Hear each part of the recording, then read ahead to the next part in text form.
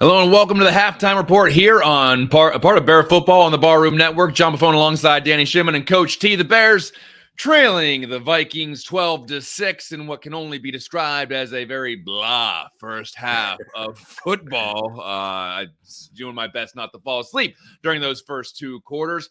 Justin Fields, 58 yards passing, 33 on the ground. No wide receiver has more than one catch. Cole Kmet has two catches, though. Let's go around the horn. Coach T, first and foremost, what are your takeaways of this first half? I'm not surprised. I knew it was going to be a boring game. Offensive play caller, you don't have all your tools at your disposal. You got to figure out what to do. Running backs are down. We're down to number 4, number 5 on the depth chart. What you can do in this depth sheet. I mean, I'm disappointed. I will say I'm disappointed in the play calling because when you're limited, you got to just play ground and pound ball. You got to just get in there and just, you know what I'm saying, make it rudimentary ball, run the ball and play and throw play action. Because you don't know what these guys can do. You don't know what part of the playbook they know. You don't know what they don't have access to, the protections and all that stuff. So you just got to physically beat the other team down. And I would like to see us come out and go a lot of 12 personnel, 13 personnel, and just ground pound the ball. I said it. I did a little play around with my own show today just to test, and I said, listen, man, this is not the day necessarily be trying to throw it all around the yard, man. It's supposed to rain today and have moisture, you know what I'm saying? Run a lot of toss sweeps and keep it fundamentally sound. Danny, a lot of people in the chat room talking about Luke Getsy, talking about the lack of production on the offensive side of the ball. What did you see in this first half? Yeah, like you said, and like Coach He said, John, it's just been an ugly game. I expected them to come out and just try and run the ball, establish the run. Obviously, that first play call, which was the empty set, I didn't really like that call. Someone missed it on the execution, whether it's Justin, whether the offensive line, someone missed the execution there. But I just wanted to see them come out and run up. And that second drive, they came out and started running the ball and establishing the run with Deontay Foreman, which is what I thought they were going to do, especially with this defense that they're going up against in Minnesota. Brian Flores, you bring some of those exotic blitzes. He disguises well. As you see, he's very aggressive in terms of his play calling. So that's what I really wanted to see established. But the good news is they're still within a score of the game here. This game hasn't gone out of control. Maybe because of the fact that Justin Jefferson is not in this game. The defense, surprisingly, even though Coach, I think I saw like 3 or maybe 4 at best blitzes, predominantly on third down calls. He's not blitzing as aggressive as he was last week, which we kind of expected, right? Because Cousins is an experienced veteran quarterback, but the defense has held them within range there. So it's still a one-score game. Don't go away from, well, at least what I thought should have been the game plan, which was just establishing the run, setting up the play action, and then utilizing, I know you're down to your 4th running back, but utilizing the weapons you have, but by establishing the run first. So that's the good part about it. And I guess the other good news is the defense has kept them in the ball game here. They have got one turnover, should have had probably a second turnover there as well. So the offensive line, though, Nate Davis going out, that's going to hurt them as well. So we saw that interception by Justin. The running back actually got pushed right back into Justin's arm, ball got hit up the air. And I hate those tip balls or those balls like that because that's calling for a turnover. And that was a killer right there because you were set up in good field position, had a chance to go ahead and take the lead. And that happens, and now Minnesota marches down the field and scores on you. So the good news is they're still in the game. This is a winnable game for the Bears if they come on in the second half. Like I said, establish that run and get something consistent going on offense. Coach, why do you think this team is just consistently inconsistent? Is it because of just the opposition on the other side of the ball, or what? Why is it that this team can't seem to just have it click on a consistent basis? And you got to wait till, well, maybe they'll have a good half here, or they'll have a good game here, and it doesn't work out. What is? I mean, does that just come down to coaching or personnel? Yeah, I wish it's personnel to me. I wish I would have called me about 10, 11 o'clock this morning. I would have helped you manage the expectations for this game. Again, when you hold in your call sheet, like I said, all the takes this week on Twitter about, oh, I wish we play a complete half of football, right? And I tweeted all week. I was like, listen, when you hold in your call sheet and you look down and the only running back you got is Corey Blasingame, your fullback, and you got to figure out, hey, does this guy know the protections? Does he know the motions? Does he know the shifts? And you got to X out half your call sheet. You don't know what you're going to call. And then we got to call a guy off practice squad. We got to call a guy off the street, and we got to figure out what they know. You don't expect a whole lot of this offense. And it's not, again, I get a high school kid that's a senior 4-star, 3-star, 5-star in Florida to running ball. It's not about running your ability to run the ball. It's about your ability to pick up protections. It's about knowing all the different audible shifts, all the other nuances of the playbook. It's about knowing that stuff. And again, I'm not giving Luke a pass. He had a week and some change to prepare, but at the same time, this is the NFL. This is not, you know what I'm saying, Pee Wee football. You know what I'm saying? You still got to be able to do your stuff. So to Danny's point, go back to fundamentals. I would like to see us come out in a half when we get the ball. I don't know what Deontay's averaging on the ground, but it seems to be getting pretty much a lot of the clip. Just line up and knock these guys off the ball and then mix in some boot action, mix in some play action, and try and get big plays that way, not what we did versus the Commander. That stuff is out. You might be able to get that stuff when we get other teams, get the other players back. You might be able to see some of what we did versus the Commanders then. And this offense, John, it's not good enough to be behind the chains, right? The Deontay Foreman fumble that put him up 2nd and 16, and then there was that 3rd and 1 where it was a false start on I believe it was a Whitehair that made it 3rd and 6. Like you're not good enough in terms of this offense yet to be able to fall behind the chains. You got to stay on course. And I think that there was a couple of runs where Justin was a 3rd and 14, got like I think 12 yards on it by running the ball. So it's just that you got to stay on course with this offense. And if these negative plays, whether it's bad snaps, whether it's sacks, whether it's, fumbles and all that stuff, you put them behind the chains. And that's how we see this offense just bogged down because it's hard for them to make up the 3rd and 16 or 2nd and 20 or whatever it is, Yeah, we're too immature. We need this offense plays well under perfect circumstances and situation.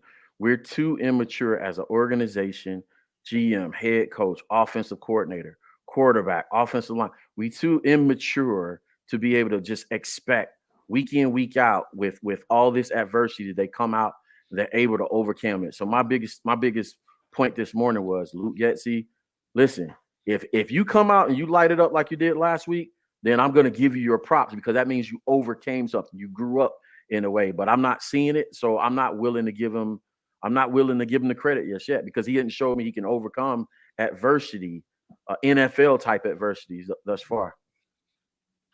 Circling back to what you were saying before, Coach, Deontay Foreman averaging about 3.6 yards a carry, 5 for 18. Darrington Evans, 5 for 22, averaging 4.4. And then Justin Fields also has 5 rushes for 33 yards. So they have rushed the ball 16 times. We'll see if they're going to try to lean back into that.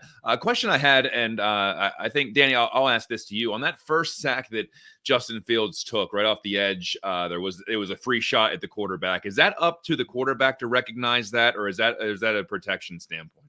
Yeah, and that's something that the quarterback needs to point out. And then typically I think Justin's been doing a great job this year, according to what Luke Getsy's been saying in his weekly press conference, that he's been real good in terms of pre-snap, recognizing defense. So that obviously there was a miscommunication there, whether Justin, either didn't see him or didn't point him out, or the offensive line made the call, someone didn't get it and didn't slide the protection over to the guy. But that was a wide open shot at Justin on the first play. And again, it's just setting the tone for a negative feeling on that offense. So, and my only thing was, why come out with empty set? But again, that's not criticizing the play, not criticizing the actual execution. The execution obviously was faulty there. Someone should have picked it up, whether it's Justin or the offensive line. That man shouldn't have had a free run clear at the quarterback. Coach, we're talking about, let's stay on the offensive line so far. Losing Nate Davis is big, but what do they have to do personnel-wise or maybe even scheme-wise in the second half to make sure that, Justin isn't on track for another 6-7 sack game at the end of this? You know what I'm saying? It's going to sound repetitive, but I believe the worst thing they can do is set this offensive line up to be catchers for the rest of the game. They got to get these guys into the game. They got to get them coming off the ball.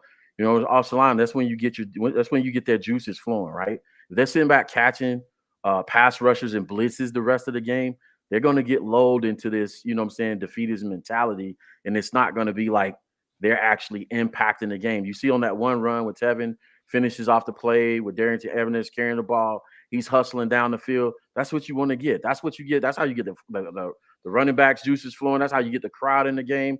They need more of that. So yeah, you want that offensive line to play well in pass protection. Again, it goes back to that maturity. A mature offensive line, listen, they'll do what they got to do during the game. You got to throw the ball 50 times a game. They understand going into the game, they can throw the ball 50 times a game.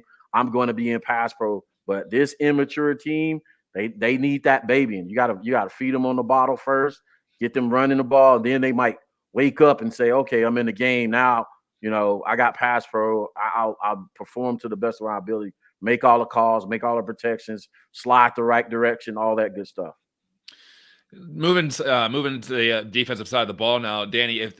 Outside of that last drive where the Vikings score that touchdown, the Bears were creating some turnovers. They were getting to Cousins. What do they have to do to get even better in the second half? Because they were getting to the quarterback a little bit, at least getting some pressure on the quarterback. I'm not sure what the health of the secondary is at this point, but what they need to do moving forward. Yeah, I mean, like you said, like I was a little bit surprised that a couple of times there with just a 4-man rush, they were getting to Cousins, making him move his feet and have, making him hurry the throw. But then again, I think a handful of blitzes I saw, I think like 3 or 4 in the first half, and a couple of them came on third down, trying to get him off the football field. Now Cousins again is a veteran quarterback; he's probably seen every single blitz you could put out there for him. But so he, getting him, the key to getting him now is just getting to the quarterback and making sure either he rushes the throw, throws it into coverage, and it has you guys get a turnover. So obviously there was 1 turnover there with the Edmonds pick, could have been 2 with the Edwards from a recovery. So. But again, just continue to bring pressure on Cousins and is what I would say. Obviously, the defense secondary, you're down a couple of starters, you got back a couple of players, but that's going to help a little bit. But you got to continue. Again, for me, it's the key is pressure. You give this kid, you give the guy time. He's a veteran. He's going to pick you apart, even though he's missing Justin Jefferson.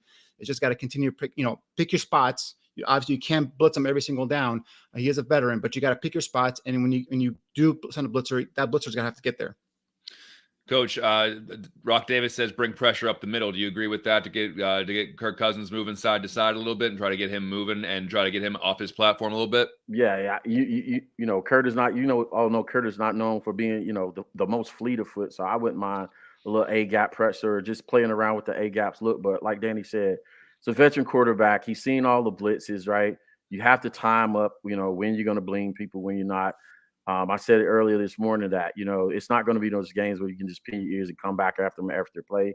He's known for getting the ball out of his hand quickly, right? So you have to be able to disguise some stuff, even if you got to drop a guy off the line and bring some 3-man pressures at times just to confuse his eyes a little bit.